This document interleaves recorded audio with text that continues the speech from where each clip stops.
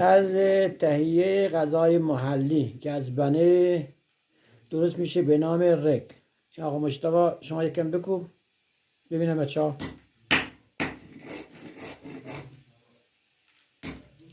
بنه که خوش شده رو به وسیله این سنگا که اسمش پلک هست میکوبن.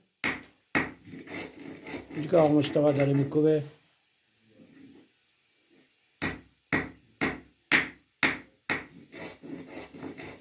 به اندازه کافی نمیکوبن و بعد ادامهش به شما نشون میدیم. خب الان این بنه های ما کوبیده شد.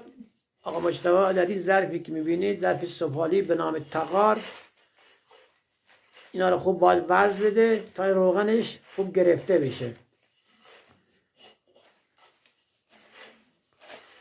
میبینید آقا مجتبی داره بله در این مرحله خوب باید این بنه های کوبیده شده رو وزن میدید تا روغنش از پوست جدا بشه. ادامهش رو ببینید.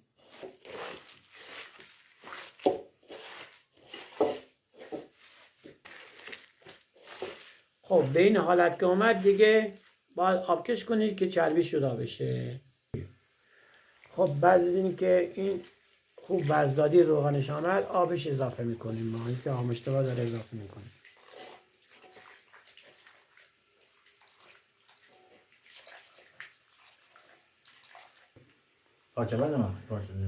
خب اینجا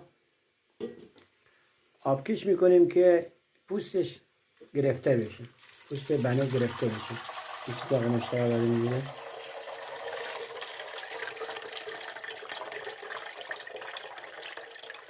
با صافی میشه با دستم میشه. من با دست میگیرم. خب این غذای ما آماده است و با این رو گرم کنیم و آماده مصرف است. این غذای محلی خراسان جنوبی است به نام رک. بعضی روستاها چیز دیگه میگن. منطقه ما خراسان جنوبی میگن رک.